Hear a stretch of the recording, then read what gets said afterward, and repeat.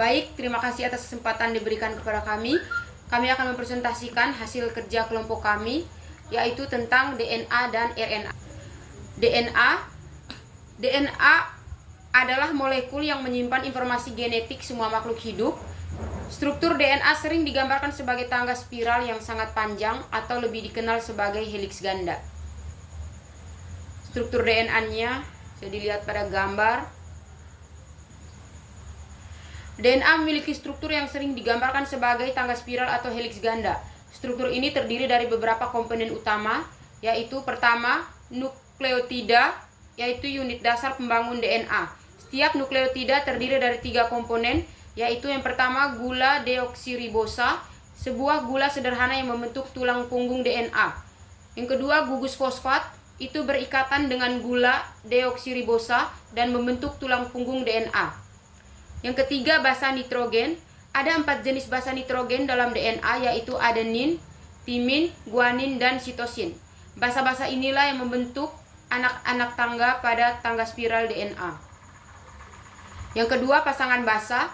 Basa nitrogen pada satu untai DNA selalu berpasangan dengan basa nitrogen tertentu pada untai lainnya. Pasangan basa ini selalu spesifik. Adenin A selalu berpasangan dengan timin, sedangkan guanin selalu berpasangan dengan sitosin. Pasangan basa ini dihubungkan oleh ikatan. Yang ketiga untai ganda. DNA terdiri dari 2 untai nukleotida yang saling berpilin. Kedua untai ini berorientasi berlawanan atau antiparalel. Berikut fungsi DNA. Yang pertama, penyimpanan informasi genetik. DNA menyimpan semua informasi tentang sifat-sifat yang diwariskan dari generasi ke generasi. Informasi ini meliputi warna mata, tinggi badan, kecenderungan terhadap penyakit tertentu, dan banyak lagi. Yang kedua, pengendalian sintesis protein. DNA berisi instruksi untuk membuat protein yang merupakan molekul pekerja dalam sel. Protein ini menjalankan berbagai fungsi dalam tubuh seperti membangun struktur sel, mengkatalisis reaksi kimia, dan mengatur proses-proses biologis. Yang ketiga, transmisi informasi genetik. Selama pembelahan sel, DNA direplikasi atau digandakan sehingga setiap sel anak menerima salinan yang identik dari DNA induknya. Hal ini memastikan bahwa informasi genetik diteruskan dari generasi ke generasi. Proses pembentukan protein dari DNA. Yang pertama, transkripsi. Bagian-bagian transkripsi yaitu: yang pertama, DNA membuka gulungan. Bagian DNA yang berisi gen yang akan diekspresikan membuka gulungan. Yang kedua, pembentukan RNA duta. Enzim RNA polimerase akan membaca salah satu untai DNA sebagai cetakan dan membentuk molekul RNA duta yang komplementer. Yang ketiga, modifikasi mRNA. mRNA yang terbentuk mengalami beberapa modifikasi sebelum meninggalkan nukleus. Yang kedua, translasin. Bagian dari translasin yaitu yang pertama, RNA keluar dari nukleus.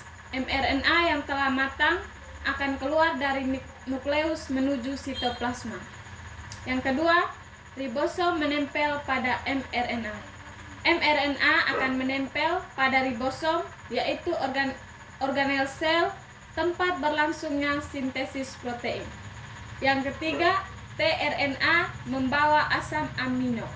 Molekul RNA transfer membawa asam amino yang sesuai dengan kodon atau kelompok 3 basa nitrogen pada mRNA. Yang berikut, proses pembentukan protein dari DNA. Proses pembentukan protein dari DNA meliputi 1. Pembentukan rantai polipeptida. Asam amino yang dibawa oleh tRNA akan dihubungkan satu sama lain membentuk rantai polipeptida. Yang kedua, modifikasi protein. Rantai polipeptida yang terbentuk akan mengalami modifikasi lebih lanjut seperti penambahan gugus kimia atau pelipatan sebelum menjadi protein yang berfungsi. RNA. RNA atau asam ribonukleat adalah molekul polimer yang sangat penting dalam berbagai proses biologis dalam sel. Sederhananya, RNA bisa diibaratkan sebagai utusan yang membawa informasi genetik dari DNA yang merupakan cetak biru kehidupan ke bagian lain dari sel untuk diterjemahkan menjadi protein. Protein inilah yang kemudian menjalankan berbagai fungsi dalam tubuh. Untuk struktur RNA bisa dilihat pada gambar. Yang berikut struktur dasar semua jenis RNA mempunyai urutan nukleotida yang terdiri dari gula ribosa, gugus fosfat, dan salah satu dari 4 basa nitrogen, adenin, urasil, guanin, atau sitosin. Gula ribosa dalam RNA berbeda dari deoksiribosa dalam DNA. Pasangan basa nitrogen dalam RNA juga memiliki perbedaan. Urasil menggantikan timin yang ditemukan dalam DNA. RNA messenger. mRNA adalah molekul RNA yang membawa informasi genetik dari DNA ke ribosom, tempat sintesis protein terjadi. Struktur mRNA berbentuk rantai tunggal yang terdiri dari urutan nukleotida. Urutan nukleotida pada mRNA mengandung kodon setiap 3 nukleotida yang mengkodekan asam amino spesifik dalam urutan protein. RNA transfer. tRNA adalah molekul RNA yang membawa asam amino ke ribosom selama sintesis protein. Di salah satu ujung tRNA terdapat tempat pengikatan asam amino, sedangkan di bagian lainnya ada urutan 3 nukleotida yang disebut antikodon. Antikodon berpasangan dengan kodon pada mRNA selama sintesis protein. RNA ribosom. rRNA adalah komponen struktural dari ribosom, tempat di mana sintesis protein sebenarnya terjadi. rRNA membentuk dasar struktur ribosom dan berinteraksi dengan mRNA dan tRNA dalam proses penyusunan asam amino menjadi rantai protein. Fungsi RNA. Yang pertama, inisiasi transkripsi. RNA polimerase berikatan dengan wilayah promotor pada untai DNA untuk memulai proses transkripsi. Yang kedua, sintesis rRNA. RNA polimerase memproduksi rRNA, komponen struktur dari ribosom yang berperan dalam sintesis protein. Yang berikut, elongasi. Enzim ini membaca untai DNA template dan menghasilkan rantai RNA komplementer yang sesuai dengan urutan nukleotida DNA. Yang berikut, sintesis tRNA. RNA polimerase menghasilkan pre-tRNA yang kemudian diolah menjadi tRNA. tRNA membawa asam amino ke ribosom selama sintesis protein. Yang berikut, sintesis mRNA. RNA polimerase menghasilkan pre-mRNA yang nantinya akan diolah menjadi mRNA. mRNA membawa informasi genetik dari DNA ke ribosom untuk sintesis protein. Yang berikut, pembentukan protein dari DNA.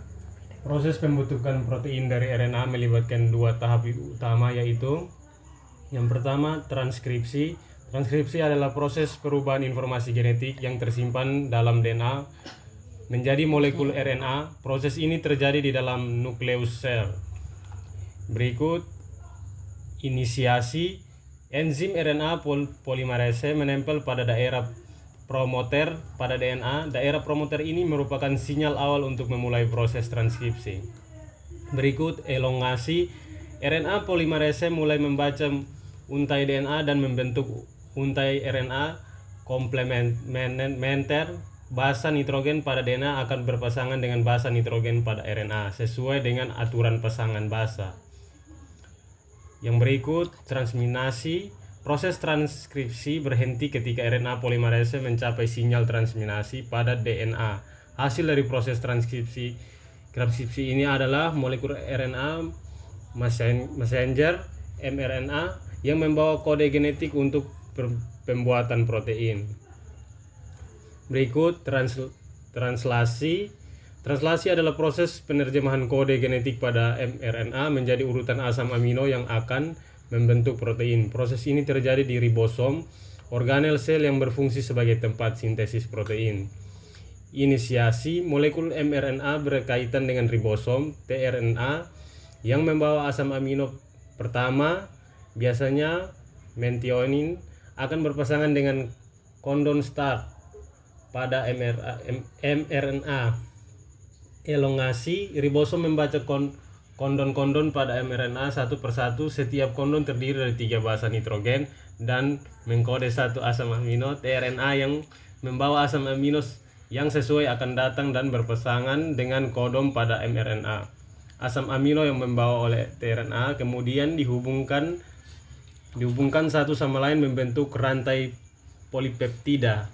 Transmisi. Proses transisi berhenti ketika ribosom yang mencapai kodon stop pada mRNA, rantai polipeptida yang terbentuk kemudian akan melipat menjadi struktur protein yang fungsional. Sekian, terima kasih.